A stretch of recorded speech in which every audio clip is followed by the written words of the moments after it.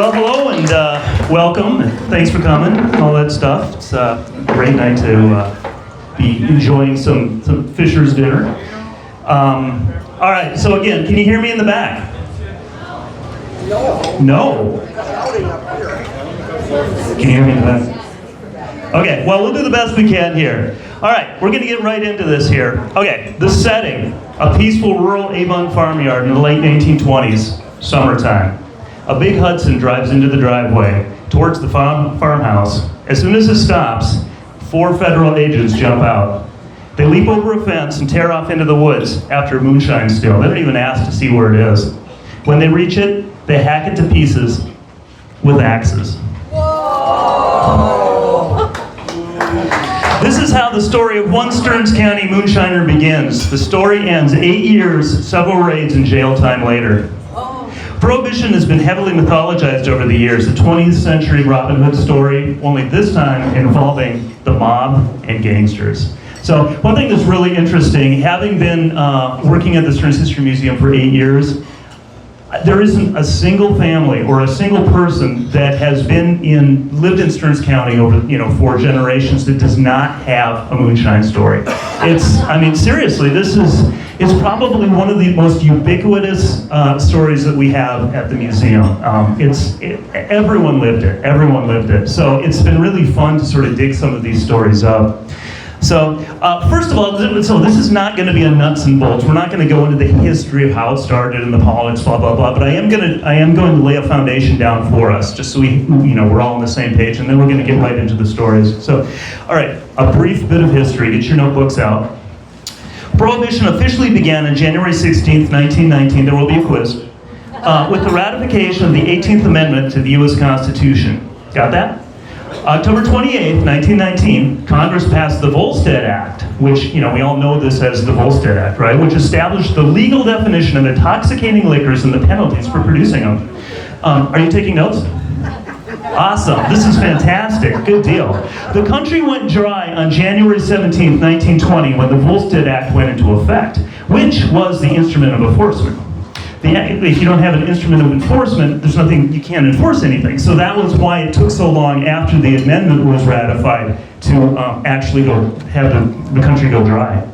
Let me see, where was I? The act, named after its writer, Congressman Andrew Volstead of Granite Falls, who actually represented Stearns County as well. Aren't we proud? Allowed for medicinal alcohol and the brewing of beer containing no more than 1% alcohol, called near beer. I love this. The joke of the day, of course, was that whoever named near beer was one damn poor judge of distance. So, on that note, this is kind of cool. There were some loopholes in the law. The law allowed products that were already produced that had alcohol in them to continue including alcohol in them, like, say, vanilla extract. If you look at your vanilla extract bottle at home, it contains alcohol. Root beer extract. One thing that was really interesting in the 1920s, a lot of hair products all of a sudden contained large amounts of alcohol. I wonder what that's just coincidence, I'm sure. But, okay, so I lived in South Minneapolis for a while. I lived in a house that was built in 1923. A Swedish immigrant, joined the army during World War I, got his citizenship, went to South Minneapolis, built this house, and he was a bachelor for a while before he got married. And I was in the garage one day going, that's kind of cool. I wonder what could possibly be up in the rafters. So I got a ladder and crawled up there and discovered the entire thing was packed full of these little bottles. So there had to have been 70 of them. They were you had to wade through them. It was kind of cool. So I snagged a couple of them, and this is McMurray's root beer extract. That's weird. It's got a whole bunch of alcohol in it. So this is from the mid-20s, and what you could do, and this is really common, I've seen this all over, is you could go to the drugstore, you could buy bottles of extracts, and, oops. This is a good one. Toilet cream containing 5% alcohol. Awesome. So here's my question. I'm not going to belabor this, but it's sort of interesting. What do you do with this? Do you make an old-fashioned with this? Do you make a Mai Tai with toilet cream? I don't know. What do you do with it? But anyway, it's got 5% alcohol, so maybe a little bit of orange extract or something. You got something good going. But anyway, this dude must have been a connoisseur because there was a lot up there. So anyway, that's that. I thought that was kind of fun. So to my knowledge, the other 74 are still laying up in that garage someplace. So anyway, so what was a thirsty person to do after the ratification of the Volstead Act? Well, necessity is the mother of invention after all, and we live in Stearns County. It didn't take long for folks to realize that they could take that unused chicken coop, a copper boiler, my glasses are falling off, there we go, a water boiler and some tubing and create a really lucrative cottage industry or cottage business. So farmers were hurting in the 1920s. So everyone thinks of the Great Depression starting in 1929 or 1933 or whatever date the industry you're studying was hit hardest. But in the ag industry, the Great Depression started right after World War I. So during the war years, things were going great in the ag industry. Prices for crops were high. We were feeding much of the world. Consequently, land prices were really high. After the war, we weren't exporting anymore, or not very much. And the ag industry just crashed. The economy just crashed. Farmers couldn't make any profit, and with no profit, of course, they couldn't pay their mortgages. So farms were going bankrupt left and right. So it didn't take long for farmers to realize that, with this copper water boiler, some tubing, and some of this grain that I can't sell, maybe some corn, I can make something that I can make a living with and pay the mortgage. So that's kind of how that whole thing got started. So farmers desperate for income realized quite quick that the market for illegal moonshine was insatiable, and it paid far more than the depressed crop prices that they could get. So for most it was a no-brainer. Okay, we're gonna scoot forward here. I kind of forgot to click forward, so anyway, enjoy the fast motion. There we go. All right. Also, a large percentage of people did not agree with the laws, so scruple was not really an issue. As we know, Stearns County is and was heavily German, and German culture doesn't really look down on consuming alcoholic beverages. In fact, tapping a keg on Sunday is original for many families, and it has been for many, many years. So it wasn't very long before a large percent of Stearns County farmers were involved in the production and sale of illicit booze. So I have heard multiple people say that 4 out of 5 adults in Stearns County were involved in moonshining, either production, sales, transportation, or whatever in the moonshining industry at one time or another. And that's remarkable. I mean, think about it, that's amazing. So it kept farmers afloat. You think of the Century Farm program we have going now, all these farms that have been here for 100, 150 years. How many of those would have been gone had it not been for moonshining? That's what made kept a lot of farmers afloat and paid their mortgages. So, okay. There we go. All right. One group that was at the forefront of this movement were the monks at St. John's Abbey in Collegeville. I think many people know that. Many of the monks had grown up in poor farming families, and they sympathized with the plights of their neighbors. So probably the most famous example of this is the story of Brother Justice. And I'm sure, how many people in this room have heard of Brother Justice? I'm sure a large number. A bunch of people have. Okay, Brother Justice was born William Treble, and he joined the monastery as a skilled tinsmith. So he was the St. John Abbey tinsmith for years and years, right? And he was really good at it. So he began producing high quality stills for his neighbors. And the thing that was amazing about him, or at least really important about his story, is that he realized that I was looking around at what people were making moonshine in. A lot of the stills were really substandard, and they were using leaded solder. What happens if you ingest a lot of lead? It's not good.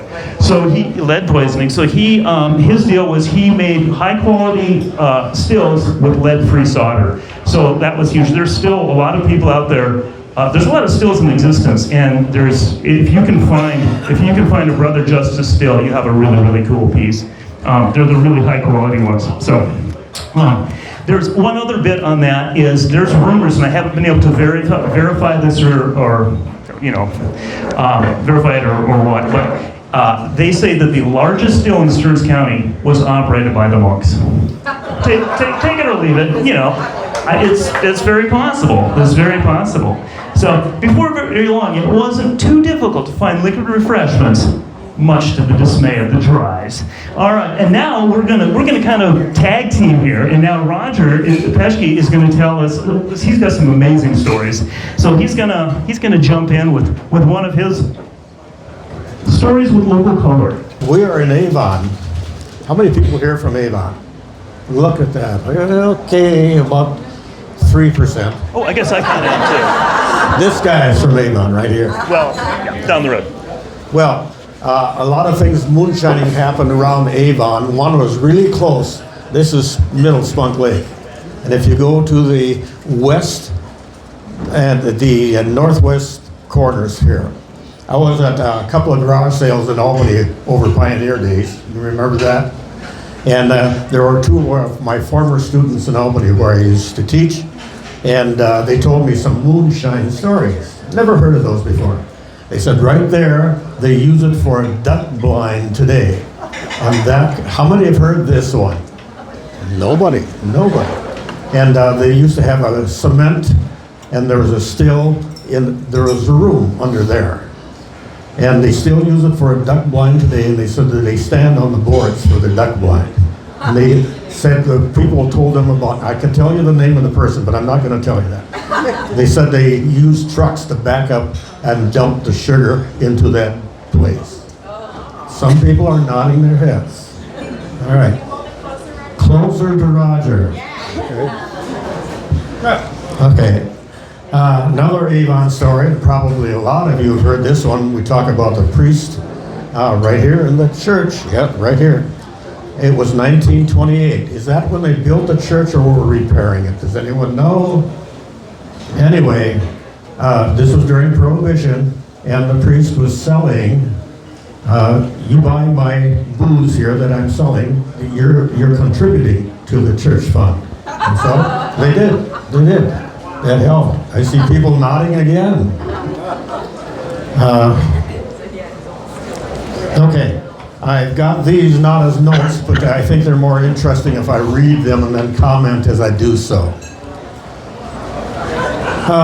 People are widely traveled. One person, it is rumored, don't know if this is right or not, I don't know if it's true or not, went all the way, took a trip to Scotland. We're over there in the UK.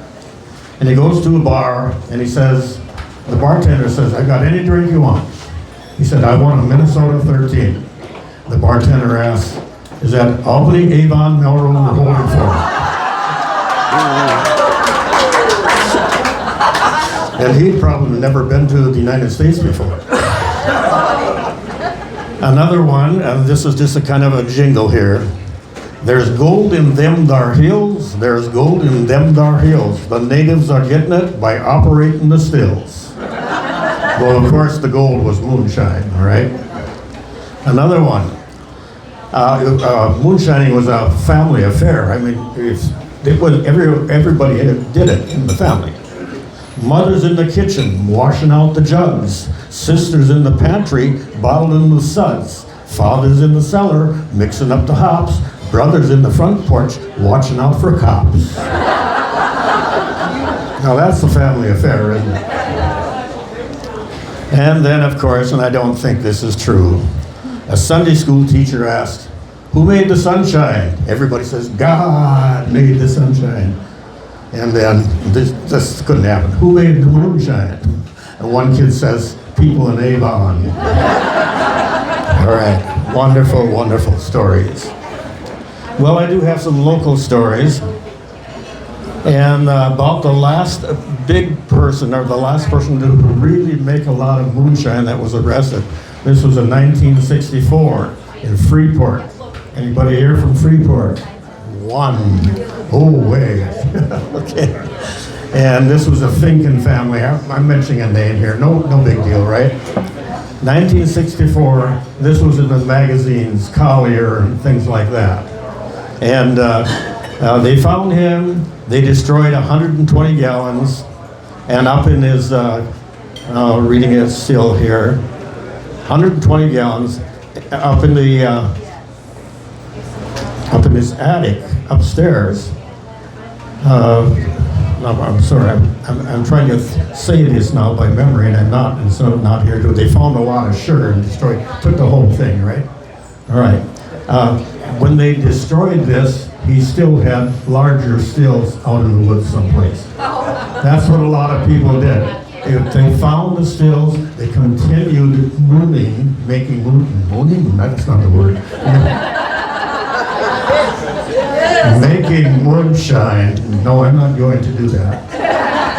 They continued making moonshine. They just continued right on. They weren't stopped, period. A person from El Rosa. Now there was an no, that's not Emmer, that's, okay. Emmer was his name. He was a congressman. And he was a school teacher at one time, and he did many, many things. He was good for the local people, but he was a moonshiner. And he was, this Finken I'm talking about at Freeport, the last big one that was really caught. Most people that made moonshine, like Finken and Molitor in Melrose. Who's from Melrose? Oh, I'm the only one. Oh, two people. I gotta see that. Roger. Yes. Oh my goodness, there they are. I knew that. All right, they subcontracted. So they had other small moonshine people with stills making for them, and they sold for them. Okay? Now, this guy was, I got a name here too, from Melrose. He was hauling his hooch to Melrose to sell, and it was during a snowstorm from Spring Hill, and he was alerted at the bar in Greenwald.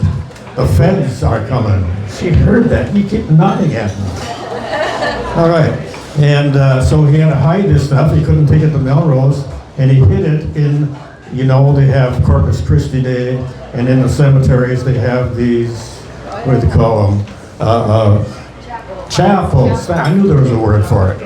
So he hid the booze in these chapels. I said, that's very religious booze. It's good stuff. Better than the holy water, actually. So 3 weeks later, everything was clear. He dug it all out and took it back into Melrose and sold it. Okay, that's the story. John Ellert was a priest in, he tells his story. Ellert was from Melrose at one time and then Sauk Center. And he had said the priest there allowed the members to sell a few gallons, as many as they wanted, not more than $3 a gallon, because they didn't want them to be greedy. Okay? It was a religious thing. You don't be greedy. Greed is a bad thing. And then we had some people in Melrose, another guy, Dillo Hinnenkamp. He was an icon. He was an icon there. And he was a local moonshiner. He did that. He did everything. But anyway, on his farm, in the corn crib, all right, hid the bottles. The feds came around. Dillo, got any booze? No, not me. Okay, not me. So they got steel metal prongs, and they pronged in there. They're going to bust these if they find them.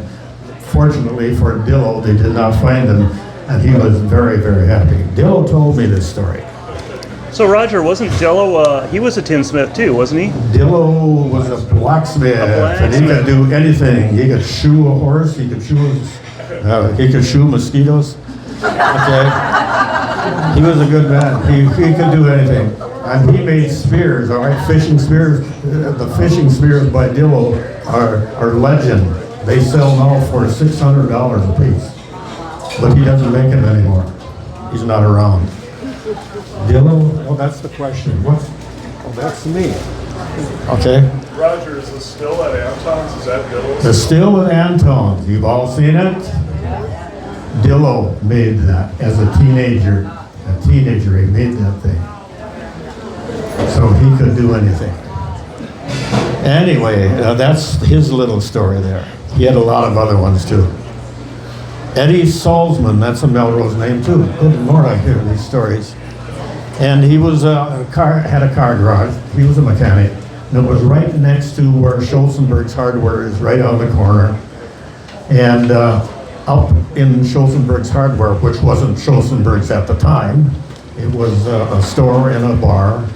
And upstairs they had a big still, about the size of the one at Antone's.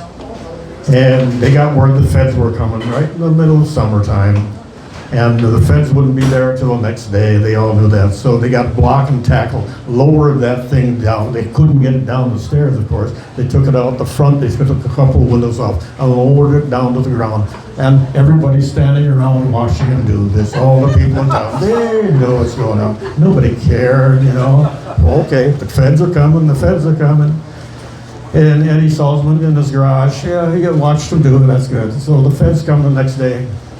They start questioning the people. Did you see this? Was there still out there? I think there was. We heard there was. Did you see him, Eddie? Who, me? I'm too busy to watch this stuff. I'm busy fixing these cars. No, no such thing. So that's another story. Was he lying? I don't know. Is there such a thing as a white lie? Okay, just a couple more. Everybody remembers Earl's Bar. How many people remember Earl's Bar?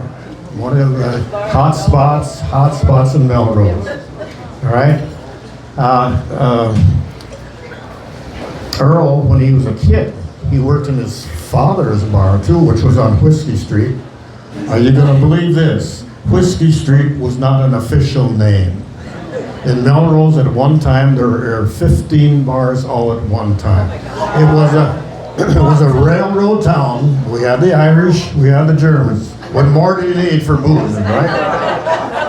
I didn't say that. So, and the railroad ran right through town. The bar was less than a block away from the railroad tracks. And the engineers, they knew where they could get the good stuff. And so as a kid, his dad would send him with the booze to the engineers to make it look like it wasn't the kid delivering stuff. The engineers all had a bag where they carried their equipment in, change of clothes, etc., etc. And so he would go get that bag, fill it with the bottles, take it back to them.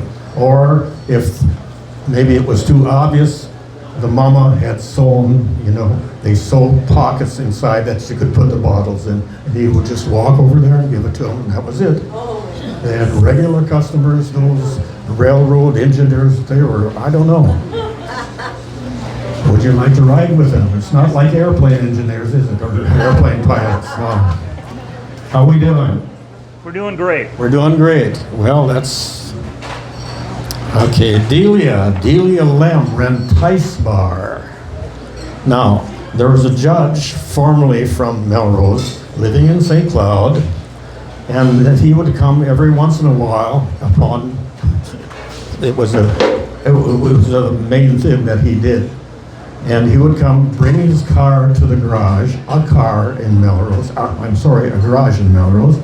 and he would park it there to get it serviced. All right? He would leave it there all day, and at night when they locked up and it was dark outside, Delia would walk over there with the stuff.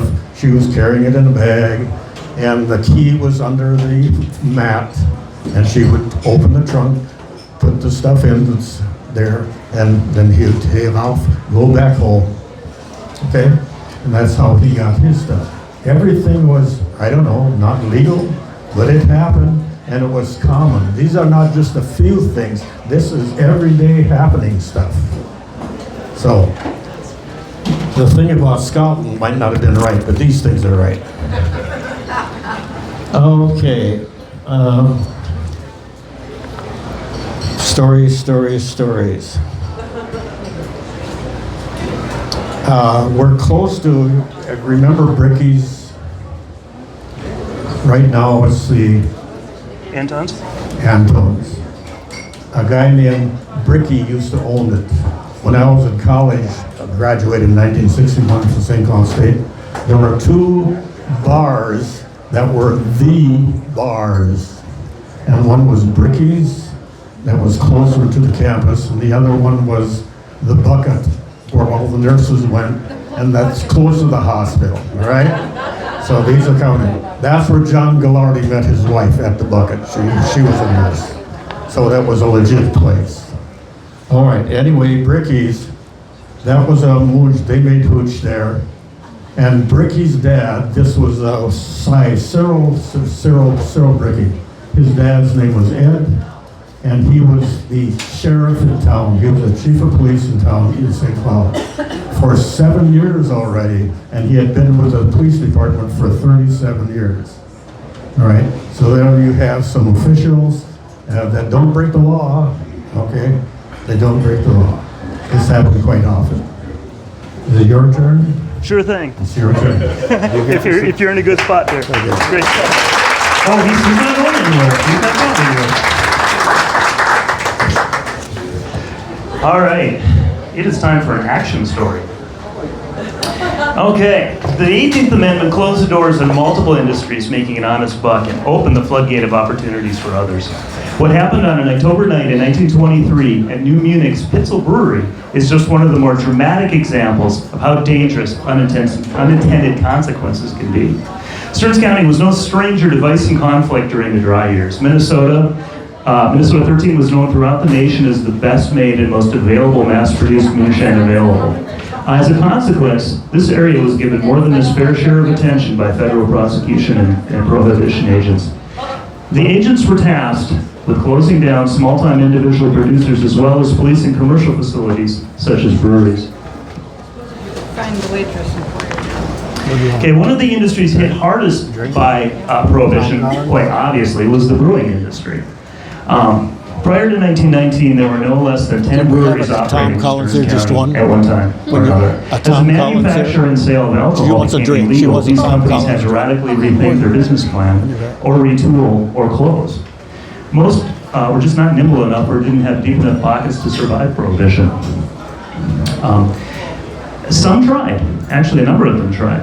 A few attempted to soldier on by selling soda, ice cream, or near beer with varying degrees of success. And since we're on this topic, Cold Spring Brewery right up the road is one of the really rare prohibition success stories, and I think it's just worth noting that they actually made profit during prohibition, where most breweries failed miserably. So the year, I think 1921, they made more money than they had in 1918, which is, to me, remarkable. So it was well managed. They had a decent portfolio. They diversified, and that's why they're still here today.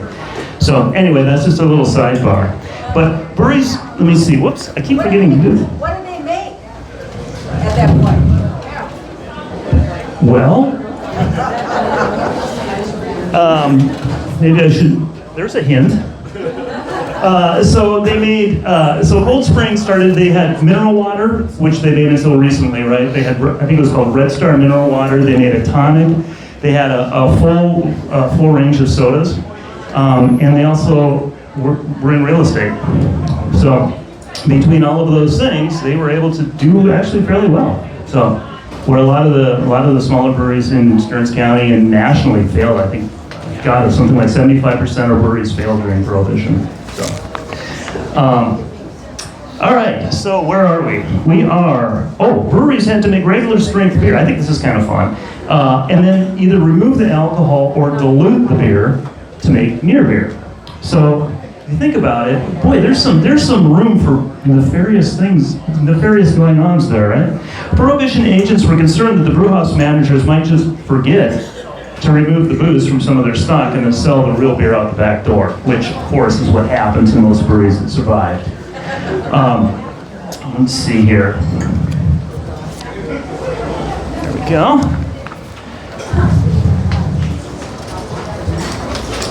All right. Sorry for the delay. Word got out that Pitzel Brewery of New Munich. Who's from New Munich? We'll kind of keep on this. Anyone from New Munich? No one? All right. Well, Pitzel Brewery of New Munich was brewing real beer. Undercover agents masquerading as North Dakota businessmen swung by the brewery one fine day and made a purchase. And with the information that they were, in fact, making real beer, and with the real beer in their hand, they had a raid. They raided the brewery, found over 5,000 bottles of strong beer, packed, ready to go, ready for sale, closed down the brewery, locked the doors, And since this is the second infraction in 4 months, they just closed it down. They shut it down. So the next day, some of the confiscated beer that the agents had found was reported missing from the brewery. That evening, federal agents Lewis Cole, Maurice Silverman, and Arthur Whitney, who are names, if you do any research on Prohibition, those are the agents that were assigned to this area. So they're everywhere. They were busy guys. They set up a stakeout as the information was obtained that someone was coming to pick up beer that night, and they did. So I think that's a snazzy car. Sometime around 2 a.m., a shiny new Cadillac, that one, drove by the brewery. Behind it came 2 stake trucks. The agents, hiding in the ice house, waited until the first truck was loaded and waited until it started down the dirt road. At that point, agents Cole and Whitney jumped into their car, and began following the truck loaded with beer. Agent Silverman stayed behind to arrest the others who were just beginning loading the second truck. So, an article from the St. Cloud Times tells what happened next. It turned out that the chase had actually been a running gun battle, just like the old gangster movies. At the point where the vehicles were running alongside each other, Agent Whitney attempted to leap onto the truck and take control of it. One of the men in the truck hit him in the head with one of the wooden stakes with such force that it cracked his skull. So the other agent took Whitney to the hospital. They quit the chase. I think it was St. Raphael Hospital, if I'm not mistaken. But here's the thing, all the roads were dirt back in the day, so all they had to do then is follow the tire tracks. They followed the tire tracks right to where the truck was parked, and they arrested them all. So Whitney hovered close to death for several days. The suspects were threatened with manslaughter charges in addition to theft and racketeering. The situation was close to becoming an embarrassing scandal for all involved. And the reason was because the indicted men were such big names in the community. So fortunately for everybody, Whitney's condition improved and he made a full recovery and went back to the job. But there was a collective sigh of relief on both sides, both the suspects and the feds. The case was hurried through court and men received only modest fines of like $300, $400, $500, which was nothing for no jail time. That didn't happen to everybody, just these guys, and I'll tell you why in a second here. Everybody moved on and made as little noise about the incident as possible. Everyone, that is, except Pitzel, who was forced out of business and ended up having to move to Canada. He started another brewery in Canada, by the way, which was legal. Okay, some of the people arrested in this heist were big names locally. They included Stearns County Commissioner Val Herman, the fella in the center there, Avon store owner Alvin Bulmer, restaurant owner Stan Dovis, and local farmer Joe Signet. And one of the things we're trying not to bring names out into this, but these names have been widely published, so we felt fairly confident that nobody would be upset. So, the Pitzel incident was one of the closest Stearns County ever came to real gangsterism. So.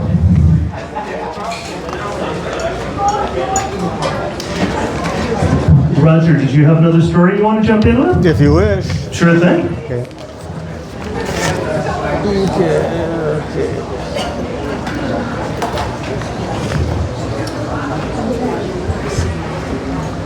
You call these stories, right? Oh, these are great. Okay. Okay, so here's the story. This happened in Avon, supposedly, that a penitent came in and had confession. And there were 2 priests. The younger of the priest was handling the confession. And the person says, Father, I have sinned. I make booze. And so he didn't know how to handle that one because he knew everyone did. So he went to the other priest and says, what am I going to say to him? He says, well, if it's good stuff, say I'll give you $10 a gallon. Okay. A couple of other things about legality. It was illegal to make spirits. That's the hard stuff. It was all right if you, for medicinal purposes, if you could, one family could have 1 pint per week. And therefore a lot of people were getting medicinal you know, yeah, they were getting for purposes. Doctors were handing out a lot of prescriptions. It was for beer and wine. It was all right to make some of that stuff too, but it was not so much for the hard stuff. Good enough. Good enough. What else have I got here? Or I could tell you many things. One person said, we make the best moon, and that's Minnesota 13, and there's a great demand for it, therefore we have to make more. You know, that is logical, right? They have to make money. People wanted it, we're going to make it. The major outlets for Minnesota 13 was, it went to Chicago, Al Capone, you know that. It went to Florida. In fact, there's a person in Melrose that lived down in Miami, and he went to a bar one time. The guy says, where are you from? I'm from Minnesota. Oh, where? Melrose. Oh, do you know Molitor? So, and I think it's because Al Capone, who Molitor worked for, by the way, and he was very much afraid of him, very much afraid of him. And Capone had a place down in Miami, so that's the connection.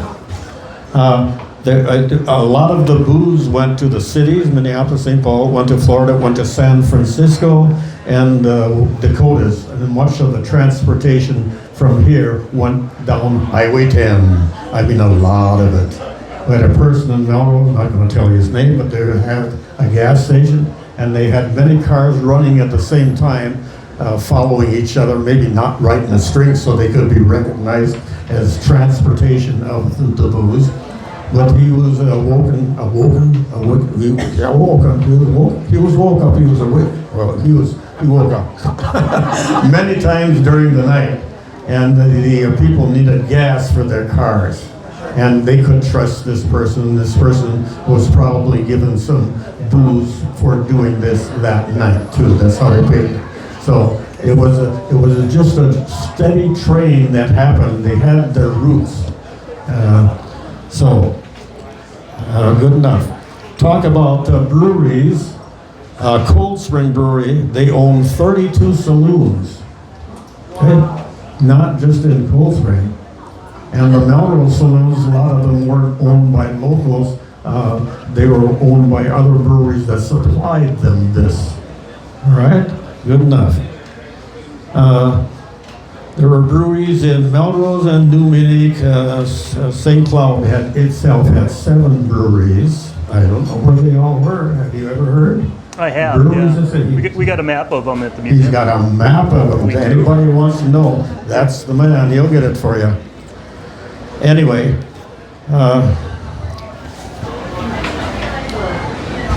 these breweries that there were in Blue Earth and Fleckenstein, and my wife here is related to the people that started the Blue Earth and the Fleckenstein, and did I say Fleckenstein? Blue Earth and Faribault. The people were named Fleckenstein in Faribault.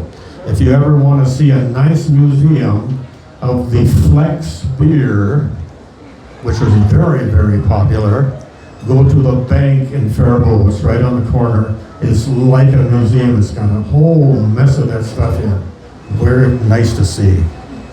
By the way, not talking about booze or anything, but if you want to see a nice museum, come to Melrose, please. We've got a very nice museum. People are in awe when they go away from it. This little town has this little museum. We got a lot of good stuff. Come and see it. We're open on Wednesdays until the end of October, or just call me for an appointment. We'll do that for you anytime, okay? Okay, continuing.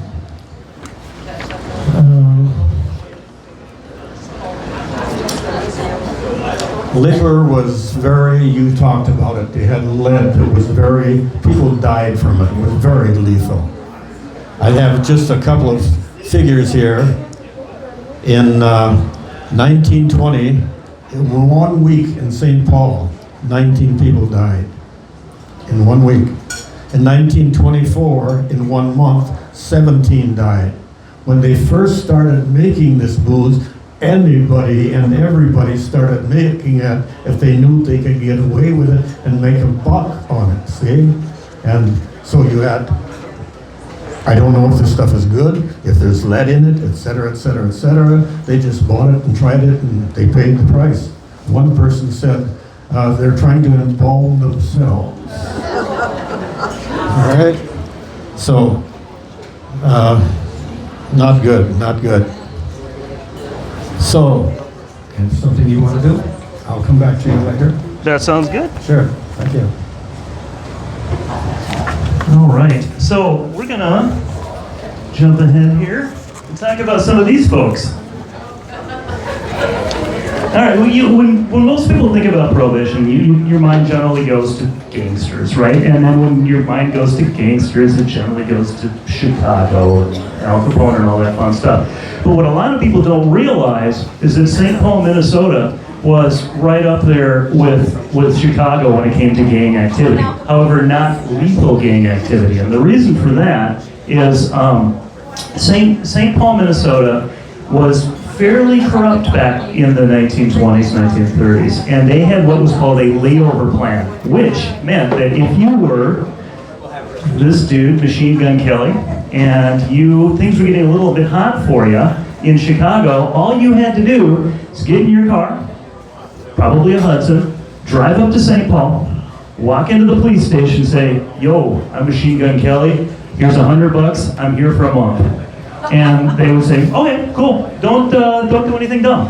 And then you go on your way, and as long as you didn't raise a ruckus or get in trouble, no one would bother you.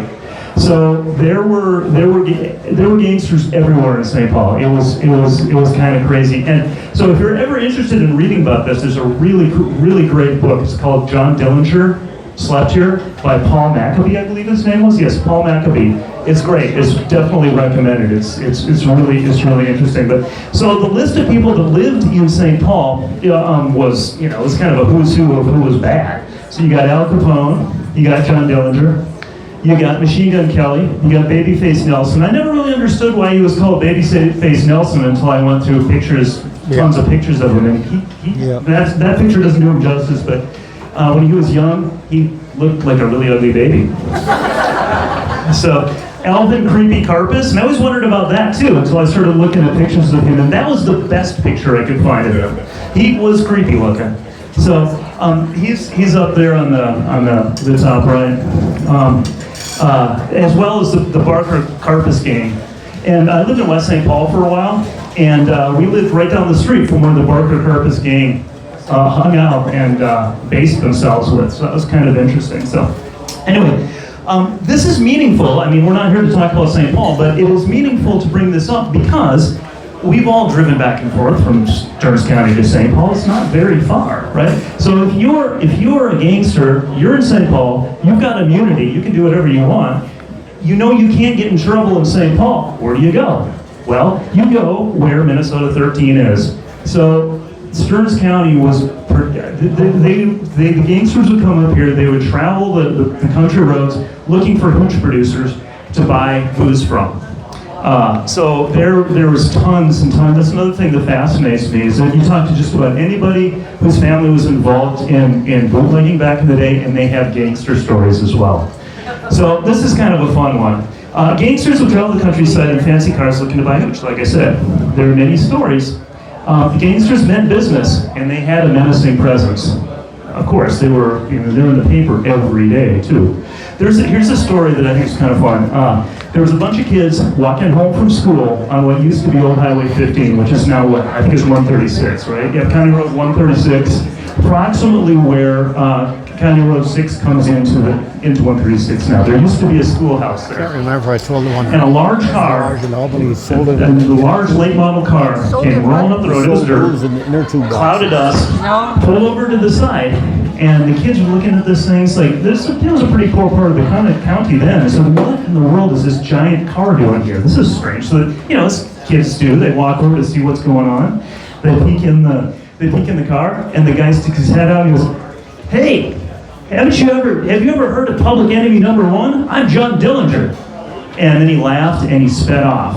And the kids had all seen his picture in the paper before, and all of them said, yes, that was definitely John Dillinger. Believe it or not, it's a great story. But it made an impression on him for sure. Fried chicken, nothing So probably the most gangstery happening that occurred in Stearns County was called the Pantown Tavern shooting. Has anyone heard of the Pantown Tavern shooting? There's a couple. All right. So what happened is, Pantown by 1933, or by the late 30s, or I should say late 20s, early 30s, Pantown was no longer, the Pan Motor Company was gone. There was other industries there. And what used to be the Pan Hotel was just kind of a low rent, I'm not going to say a flop house, but it was a low rent apartment, and they had basically I don't know, what do they call it there? It was the Blue Tavern, which is an illegal speakeasy. Yes. Okay, So, we'll get a guy named Fred Bukowski, who was kind of a low-level gangster from Chicago, had been in, he wasn't a mob boss or anything. He was up here on business, and he was in the bar about the speakeasies about midnight, and he got in an argument and a fight with another gentleman. He left in a huff. An hour later, about 1 a.m., came back with another car. 2 cars came flying up to the speakeasy, and all of a sudden there was a volley of lead coming out of from a Thompson, coming out of the first car. He just shot up the place. And unfortunately for one guy, what was his name? I don't have it memorized. One man happened to be standing in the way of one of the bullets and was hit in the abdomen. So this was big news, obviously. And again, remember the dirt roads? Well, they peeled off, they screeched out of there, flew to Sartell with for sure they'd be safe. Well, the police looked at the tracks on the road, followed them right to the garage where the car was parked. You don't have to be really smart, I guess, to be a gangster, but... all right, let me see here. Police were able to track down the car to Sartell, where they found and arrested Bukowski. In his car, they found the Thompson submachine gun, which he had fired, 3 pistols, a Browning automatic rifle with extended clips, boxes of ammunition, $40,000 in bonds, and a box of roofing nails that he used for throwing out the back windows at pursuing vehicles. Also, the car had armor plating. He wasn't able to talk his way out of that one. So, it turned out that Bukowski had serious mob connections in Chicago and has served prison time. So we don't have any good pictures of him. Oh, anyway, there's the Motor Hotel. Okay, this is the best picture I could find of him. He kind of vanished after this story. I could find no more information on Bukowski, but he ended up in prison for obvious reasons. Fortunately, the guy's name was accidentally shot was Sanborn. He was taken to the hospital in late 20s, early 30s. An abdominal wound is not a good thing. It never is. But fortunately for him, he made a full recovery. Figured out, I think it's time to leave. So he left a year later, moved out of St. Cloud. So, all right, we're gonna move. We're getting tight on time here, so we're going to move really kind of quick. This is kind of a fun story here. All right, and this kind of ties in a number of the things that we were talking about. So, all right, the Jacob Schmidt Brewing Company. It's another tie to St. Paul, right? St. Cloud does not live in isolation, right? So if you made moonshine, it ended up in St. Paul and then was distributed to Chicago or other points. So St. Paul was kind of one of the main focal points and one of the main gathering points for all the product that was produced up here. So that's why we keep talking about it. The Jacob Schmidt Brewing Company, and this is kind of cool, in South Minneapolis, different house where I found those bottles. I found this in the basement, tapped. They used it for repairing a furnace. And it's a 1920s near beer ad from Schmidt, just to give a little color here, which is kind of fun. But anyway, okay, Nickel and Beverage. The story, like I said, it kind of ties together why it was so hard to you couldn't really regulate Prohibition, which was kind of why it failed. So anyway, the Jacob Schmidt Brewing Company of St. Paul was well known through the rumor mill to be a major producer of illegal strong beer during Prohibition. It was said that the land under the brewery was laced with tunnels that allowed product to be safely snuck from the plant to local blind pigs and shipping facilities. The general manager of the brewery from 1901 to 1919 was a man named John Nicklin. He was originally from Jordan, Minnesota. His father was in the brewing business, and he had started both the major breweries in Jordan, including the plant that became the Schuts and Hilders Jordan Brewery. Anyone who is into brewing history probably recognizes that because they became a pretty important part of the Minnesota brewing industry over the years. No longer there. The building's still there. So if you're in Jordan, stop by the old Schuts and Hilders Brewery. It's really cool. So anyway, Nicklin saw an opportunity in St. Cloud in the form of the old Price Brewing Company, which is that right there. And he took it.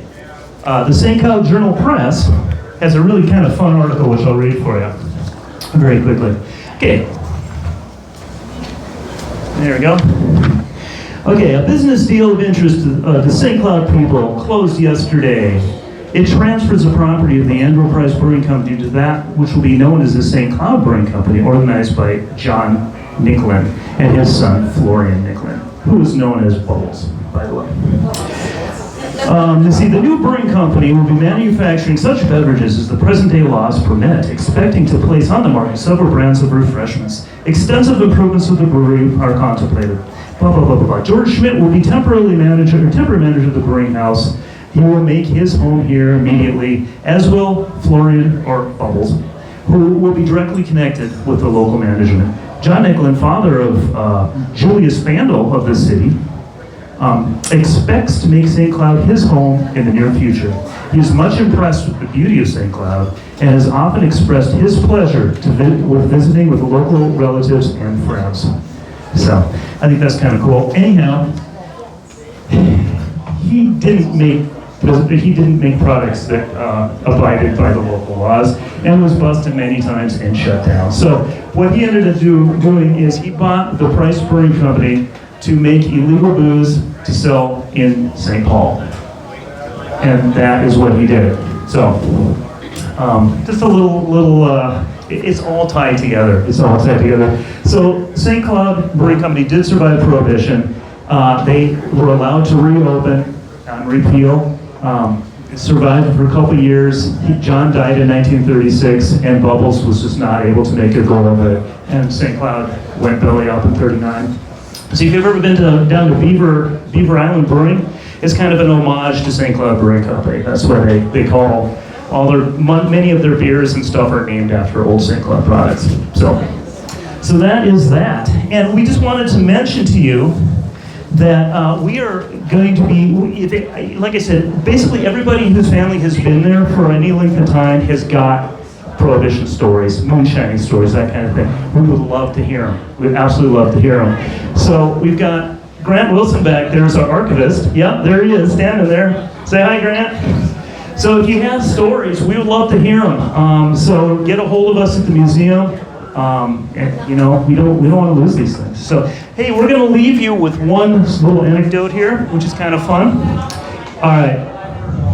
This is the story of a moonshiner who happened to overindulge one day. He got word that the feds were in the area, so he quickly dumped the mash from his still behind his straw pile. All the geese on the farm got into the mash.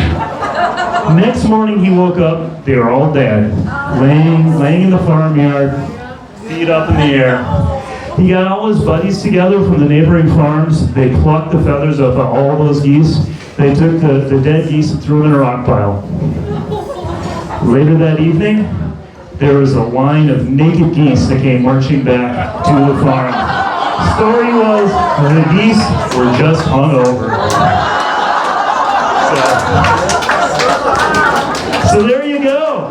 Thank you so much for coming. This has really been fun. We will see you at the next one. Come see us at the museum. Come see the Paschkes at the Melrose Museum. Until then, have a good evening.